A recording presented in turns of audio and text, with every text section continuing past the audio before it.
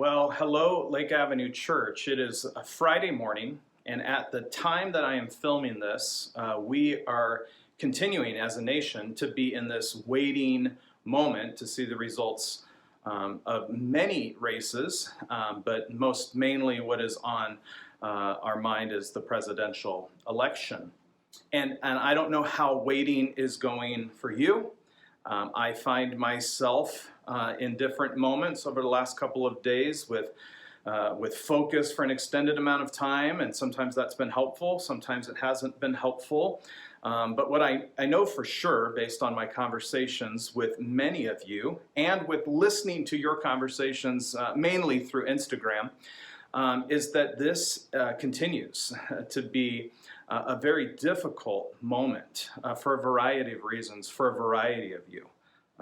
And I've been thinking a lot about Jesus.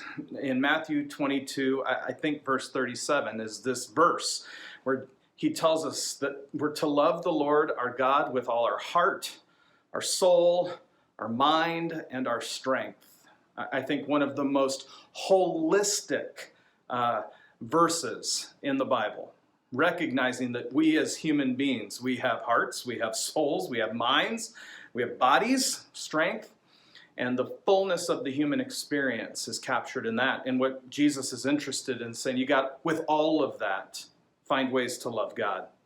And what I know about many of us in this congregation, some of us, our literal bodies are what experience anxiety and fear in this world, and that's heightened in this moment. Some of us, it's our minds primarily that are experiencing that anxiety or that fear.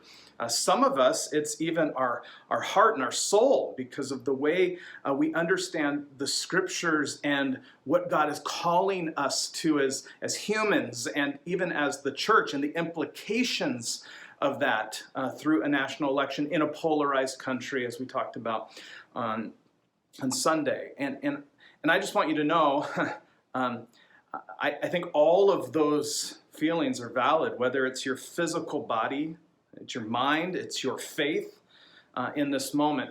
And I'm pretty good at knowing when I need to yield to those who are a little bit wiser or who are having more sophisticated full conversations. And so what I'm doing this week is linking a video which is part of Conversing with Mark Labberton. He has a podcast. Mark Labberton, the president of Fuller Seminary, a constant voice in our pulpit, someone I respect immensely. Well, he has a conversation with Brad Strawn, and it really captures that heart, soul, mind, strength, the fullness of anxiety in the political climate we live in this moment of waiting.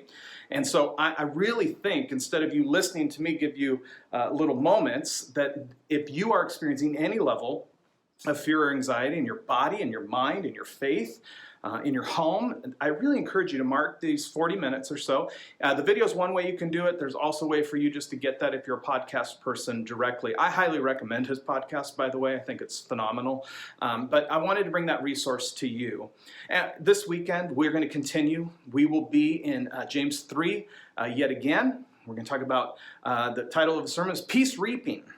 Not peacekeeping, peace reaping. See what pastors do with the quippy change there. I encourage you to read prior, or look at wisdom and the evidence of wisdom. And I actually think, again, timely is our series. This couldn't be more timely for the world we live in, the nation we're a part of. So please, I'm inviting you to worship this weekend. I'm also reminding you, we've got rain in the forecast, and we have an outdoor service now. And obviously, if it is raining, we will not have a service, but we'll look to make that call and continue to sign up to come on Sunday night, and we'll communicate with you if we are canceling that service or not. And again, we're in that tension. We need the rain, but I love seeing you, and I look forward to being with you not only through our stream this weekend, but also in person on Friday night. Hey, I want you to know that you're loved. I want you to know that if your mind is troubled, you can still love God. If your heart is troubled, you can still choose to love God. If your body, your strength is troubled, you can choose to love God. And that's a communal kind of reality. So let's be the people of God together. Let's allow the space for one another to express how we're feeling and experiencing. Let's come together in love and blessing and in curiosity. And I think we have a shot here. Let's not follow the narratives that are happening and being in the political sphere. Let's follow the narrative and the call on our life through Scripture and with following Jesus. LAC, we're going to get through this pandemic. We're going to get through this waiting period, and it's highly possible by the time you watch this video that some of the waiting could be over. Who knows?